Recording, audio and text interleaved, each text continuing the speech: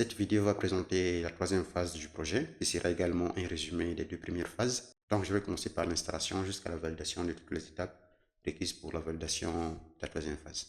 Pour cela, je vais ouvrir le projet. J'ouvre le projet dans le terminal. Ouvrir dans le terminal. Parfait. La première des choses à faire, c'est de vérifier la version de Python. Python, version. Ici, la version active que j'ai, c'est Python 3.11. L'application est compatible à partir de Python 12. De mon côté, j'ai plusieurs versions de Python. Si je fais Python, j'ai Python 3.14 et Python 3.11. Donc, je vais utiliser Python 3.14 pour ces projets. Si vous n'avez pas Python installé, pour installer Python, ouvrez simplement votre Chrome, votre navigateur. Tapez télécharger Python, download et cliquez sur ces boutons pour télécharger Python. Une fois téléchargé, double-clic sur le dossier, le fichier qui a été téléchargé. Dans mon cas, j'ai déjà téléchargé Python. Si vous n'avez pas encore Python installé, et on va vous proposer de cocher des cases juste en bas ici. Cochez les deux cases et suivant pour l'installation. Parfait. Je reviens dans l'application. La première des choses à faire, c'est de créer l'environnement virtuel. Dans mon cas, je vais utiliser Python 3.14 puisque j'ai deux versions de Python. Si vous avez une seule version à partir de Python 12, faites Python-m 20 et l'environnement virtuel sera créé. De mon côté, j'ai Python 3.14, donc je vais faire Python 3.14.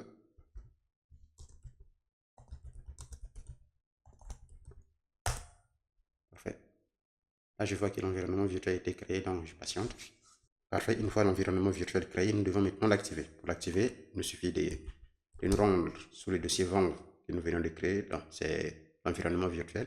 Sur ces dossiers Valve, il y a un dossier appelé script. On met script et activate. Parfait. Désolé, il y a une erreur, c'est scripts avec S. Parfait. Là, je suis dans l'environnement virtuel. Ce que je peux maintenant faire, c'est d'installer les dépendances qui se trouvent dans le fichier requirement.txt. Pip install -r. Je mets le nom du fichier. On n'est pas obligé de mettre ceci. Parfait. Entrée. Là, l'installation des dépendances sont en cours, donc je patiente. Ça peut prendre de 3 à 6 minutes selon votre connexion. Parfait. Là, les dépendances ont été installées. Je peux maintenant lancer l'application. Stormlight. Run. Parfait. Parfait. Là, l'application a été lancée. Une chose, je vais faire ceci. Je reviens dans le terminal. CTRL-C pour arrêter l'application. Je ferme ceci. Et pendant le prochain lancement de l'application, par exemple, si je ferme tout, j'ouvre à nouveau mon ordinateur et que je veux lancer l'application à nouveau, il me suffit d'ouvrir le terminal, ouvrir dans le terminal, et cette fois-ci, je ne vais plus installer Python ou bien créer l'environnement virtuel. Ce que je vais faire, c'est tout simplement activer l'environnement virtuel. Donc, Valve, script, activate, parfait, et je lance mon application.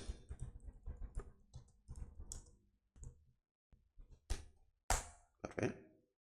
Donc, c'est ça. Une fois l'environnement virtuel créé, on ne va plus recréer l'environnement virtuel, on ne va plus installer les dépendances. Donc, création de l'environnement virtuel, installation des dépendances est fait une seule fois. Après, on va simplement activer l'environnement virtuel et lancer l'application. Super. Parfait. Donc là, je suis dans l'application.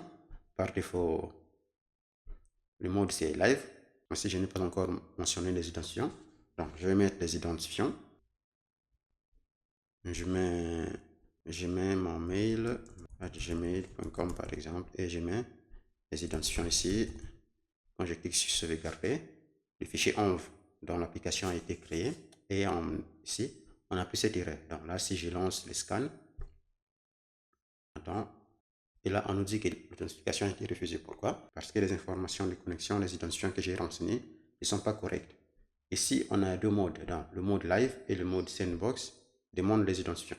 Maintenant le mode MOOC n'a pas besoin des identifiants visibles. Ici si je lance le scan en mode MOOC, le scan va réussir. Pour cette vidéo, nous allons utiliser des données réelles. Donc, je vais mettre des bonnes informations. Je vais couper la vidéo pour mettre des bonnes informations. Là, je viens de renseigner les bonnes identifiants. Je peux maintenant lancer un nouveau scan. Qu'est-ce que je vais faire comme scan? À la place des data, je vais mettre quelque chose comme marketing. Parfait. Et je vais lancer le scan. Je clique sur nouveau scan. Parfait. La première requête, c'est succès. Donc, dans cette vidéo, puisque ça sera des données réelles, je vais attendre jusqu'à la fin du scan et par la suite, on continuera. Parfait. Le scan vient de s'achever avec les informations que nous avons mentionnées. Le préfixe, la langue, le pays. Toutes les informations qui s'affichent ici, on peut les paramétrer depuis le sidebar. Donc, ici, on peut changer le préfixe, changer la langue, changer le pays, changer le device, etc., etc. Ici, on peut consulter l'historique. Dans l'historique, on a un seul scan. On voit 76 requêtes, dans 656 succès. Dans 656 succès, 0 vide, 19 erreurs. Alors passons à l'import global. Dans l'import global, on a l'aperçu de nos suggestions. Ici, la première ligne, on a la date, le temps, le pays, la langue, le préfixe de la requête, la combinaison, la requête qui a été envoyée, la suggestion qui a été retournée par l'API, disons la normalisation de la suggestion, la position de la suggestion. Pour la combinaison AA, on a plusieurs suggestions, jusqu'à 7 suggestions, et chaque suggestion a une position. Donc, la position 1, 2, 3, 4, 5, 6, selon le retour. On a le statut erreur, les notes, erreur. Si on avait une erreur, on devait avoir l'erreur qui devait s'afficher ici. Parfait. Et là, on peut exporter. Ici, on a combien de lignes? On a 9572 lignes. On peut exporter en CSV lorsqu'on clique sur CSV comme ça. Le traitement, le chargement du fichier était en cours. Pourquoi? On ne charge pas les données directement dans l'interface pour que l'interface soit légère. On peut télécharger le format CSV ici. Voyez-vous? Là, c'est le format CSV. La nomenclature, le nom du fichier, l'autoscan, la date, disons l'année, le mois, le jour, l'identifiant du scan, le pays, la langue et les devices. On peut télécharger en format Excel. On clique sur Excel et là, le traitement est en cours. La sérialisation est en cours. Donc, on attend que le fichier soit disponible. Ça prend souvent du temps pour la sérialisation. Parfait. Là, le fichier est disponible. On peut cliquer sur télécharger. Super. Là, on a notre fichier Excel. Je peux double-cliquer pour ouvrir directement dans Excel. Et là, je remonte. Voyez-vous? On a toutes nos données qui sont ici. Donc, la combinaison des lignes avec suggestion et les lignes avec erreur. Parfait. Et ici, on peut faire des exports individuels. Par exemple, je vais retourner dans Scan. Cette fois-ci, je vais passer en mode sandbox pour ne pas consommer le crédit. À nouveau, je vais lancer Scan. Donc, je patiente qu'il scanne part jusqu'à la fin. Comme ça, je vais présenter les deux. Parfait. Là, le deuxième scan vient de s'achever. Donc, avec 0 erreur, 676 résultats. C'est sandbox, mode sandbox, bien sûr. Je vais venir dans export d'un scan individuel. Je vois qu'il y a des scans ici. Ici, on a combien de lignes? Pour le deuxième scan, on a 10 140 lignes. Ici, on a 9 572 lignes. Donc, si on vient au scan global, le nombre de lignes, ça sera la somme. Donc, ici, si je viens, je vais... Donc, ici, si je viens ici, je fais 10 000, disons, je commence par le nombre de lignes qui sont ici. 9, 5, 72 plus le nombre de lignes 10 140 qui est ici. Donc, si je prends cette opération de somme, je place ici, j'ai combien de lignes? J'ai 19 712 lignes. Donc, si je vais dans le scan global ici, j'aurai 19 712 lignes qui est la somme des scans individuels. Donc, je vais à nouveau télécharger le fichier scan global. Je vais télécharger en Excel. J'attends que ça se prépare. Parfait. Là, le fichier est prêt. Je clique sur télécharger. Super.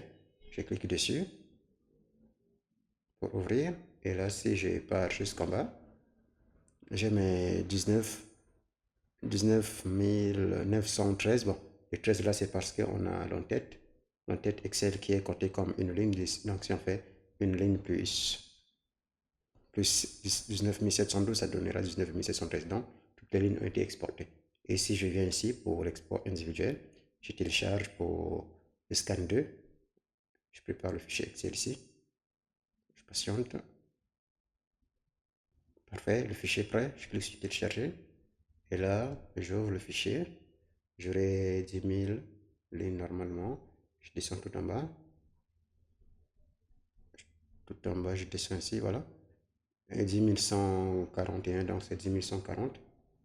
10 140 plus une ligne d'entête qui donne 10 141 dans chaque fichier. Donc chaque scan peut être téléchargé individuellement ici. Donc global ici, je peux filtrer par période bien sûr.